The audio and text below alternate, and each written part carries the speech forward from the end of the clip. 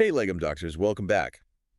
Don't forget to like and subscribe if you're enjoying these deep dives. Absolutely. Today, we're taking you on a journey through the digital underworld, Ooh, the exciting. world of cybercrime. Sounds a little scary. Yeah, it is. Yeah. We've got a stack of sources here. Okay. Legal documents, cybercrime studies, Right. the works. Nice. And trust me, it's way more intense than just some kid in their basement hacking the FBI. Oh, yeah.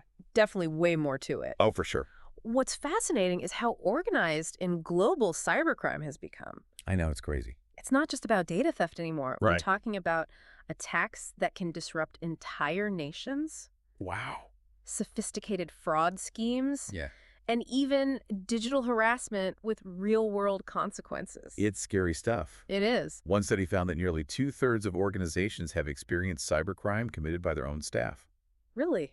Yeah, it's like an inside job, but in the digital world. Oh, wow. That insider threat is definitely a growing concern.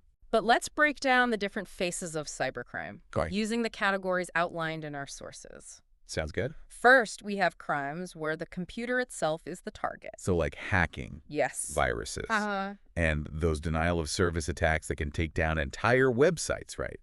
Hacking, for example, Yeah. has gone way beyond just mischievous pranks. Okay. We're talking about massive data breaches, like the one that compromised over 130 million credit and debit cards. 130 million. Yeah. That's insane. It's huge. It's not just a few numbers. That's people's lives and financial security being compromised. Exactly. And then there are the viruses and worms Oh, yeah. that spread through networks like digital plagues. Uh-huh. Remember the good times email hoax? Oh, yeah, vaguely. People were terrified to even open emails. I bet. Or the NIMDA virus, Okay. which had 5 different ways to replicate itself. 5 ways. That thing was like a digital hydra. It really was. And then you've got those denial of service attacks.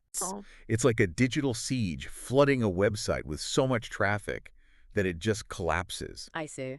The sources mention how major sites like Yahoo, eBay, and Amazon have been victims of these attacks. Oh, wow. So it's not just about stealing data anymore. It's about disrupting services, causing chaos, Yeah. and holding businesses hostage in the digital realm. Absolutely, and that's just when the computer's the target. Right. The sources also highlight how computers are being used as weapons to commit crimes in the real world. Oh, that's scary. Yeah, that's where things get even more complex, and we see the lines between the digital and physical worlds blurring. So things like cyber terrorism, Yes. identity theft, Yeah. cyber stalking, online fraud, and even cyberbullying. Yeah. These are all crimes with real-world impact. Absolutely. This is some seriously scary stuff, and it's a good reminder that cybercrime is not some distant threat. Yep. It's something that can affect us all. Exactly, and it raises some really important questions. Like what? About how we define and prosecute these crimes. That's great. For example, how do you apply traditional laws about theft Right. to a world where information is copied, not physically taken? It really makes you think, what does stealing even mean in the digital age? It's a good question. Yeah, it's like the legal system is trying to catch up with a runaway train. Yeah, and that's where legislation like India's IT Act comes in. Okay. The sources highlight how this law defines and penalizes various cybercrimes, laying the groundwork for addressing these issues. That sounds like a step in the right direction. It is. But considering how interconnected the world is, I imagine international cooperation is key, right? Absolutely. You can't exactly put borders on the internet. No, you can't. Cybercrime is a global issue Right. that requires a global response. Well, we've got a lot to unpack here, Legum doctors. We do. So let's take a closer look at some of these specific crimes and how they're playing out in the real world. Sounds good. All right, let's dive deeper into some of these specific types of cybercrime. First up, cyber terrorism.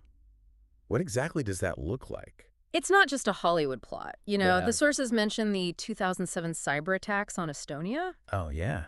where a foreign power effectively shut down the country's banks, media outlets, and government services. Really? It was a massive wake-up call to the potential for cyber warfare. That's terrifying. Yeah. Imagine an entire country being held hostage by hackers. This is a scary thought. And what about identity theft? Identity theft. It feels like it's become even more insidious. Absolutely. It's gone way beyond stolen credit cards. Right. Criminals are using stolen identities to obtain fake passports for international travel. Oh, wow.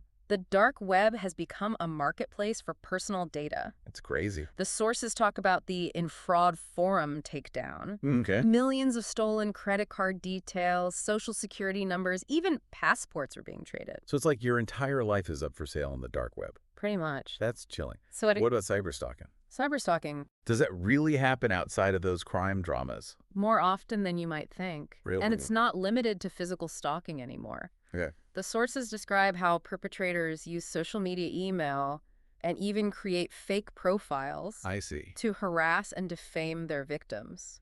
Wow. It can be incredibly damaging. Yeah, it sounds terrifying. It is. Like the digital world has become a new hunting ground for these predators. Yeah, it's a good analogy. Okay, shifting gears a bit, what about online fraud?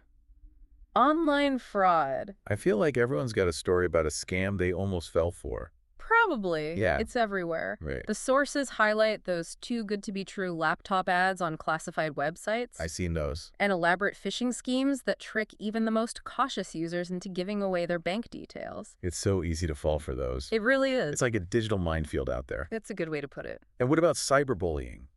Cyberbullying. Well, we've all heard about it, but how big of a problem is it really? It might seem like just kids being kids, Yeah. but the sources emphasize that the impact can be devastating. Okay. The internet has become a weapon for humiliation and harassment, Right. and the consequences can be just as real as physical bullying. Wow. So we've seen the dark side of the digital world. We have. But let's talk about solutions. Okay. How do we actually prosecute these offenses? Yeah, that's a good question. It feels like traditional laws were designed for a different era.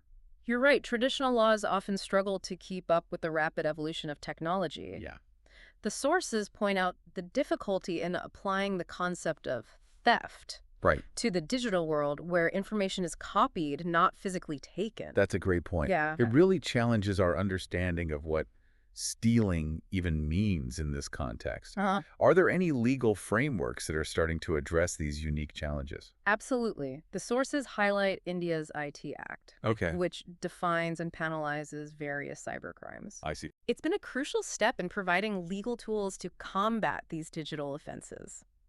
That's encouraging to hear. It is. But given the global nature of cybercrime, I imagine international cooperation is absolutely essential. You hit the nail on the head. Yeah. You can't exactly put borders on the internet. Right. These crimes can originate from anywhere, making them incredibly difficult to track and prosecute. I bet.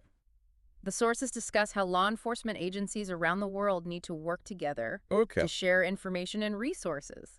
Cases like the Napster shutdown Yeah. feel like early examples of the legal system trying to grapple with these new digital realities, right? Yeah. The Napster case was definitely a landmark legal battle. Yeah, It raised crucial questions about copyright and intellectual property in the digital age. right. And closer to home, the Just Dial lawsuit in India, Right. where one company accused another of copying their entire database, Oh, yeah. shows how these issues play out in the business world. So the legal landscape is constantly evolving. But the million-dollar question is, what can we do to protect ourselves? That's the big question. It feels overwhelming. Don't worry, Legum doctors.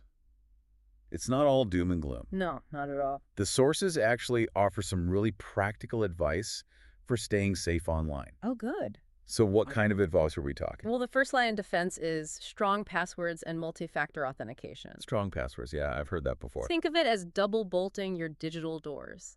I like that analogy. Yeah. And those software updates that we all love to ignore, Okay, yeah, those are... they're crucial. Okay. They often contain security patches that fix vulnerabilities. So skipping those updates is like leaving your windows wide open for anyone to climb through. Precisely. And let's talk about those tempting phishing emails. Oh, phishing, yeah. Remember, if it sounds too good to be true, It probably is. right, always be wary of unsolicited emails, especially if they ask for personal information or financial details. Good advice. And speaking of being cautious, be mindful of what you share online. Oversharing can make you an easy target for cybercriminals. Exactly. Okay, so strong passwords, software, updates, phishing awareness, and being careful about what we share. Yeah. Those are the key takeaways, right? Absolutely. And one more crucial step.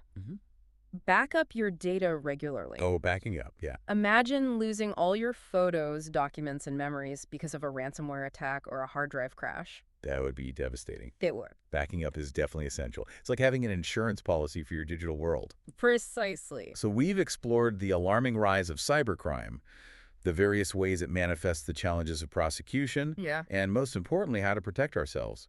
It's been quite the journey through the digital underworld. It has, but by staying informed and proactive, we can all navigate the digital world more safely. Before we wrap up this deep dive, Legum Doctors, Yes. I want to leave you with one final thought. What surprised you most about the world of cybercrime? That's a good question. And what concrete steps will you take to protect yourself? Knowledge is power, and the more we understand about cybercrime, Absolutely. the better equipped we are to defend ourselves. Stay vigilant, stay informed, and don't be afraid to take action. Let's make the digital world a safer place, one informed user at a time. Thanks for joining us on this deep dive. Don't forget to hit that like button and subscribe for more deep dives into the topics that matter. Until next time, stay curious.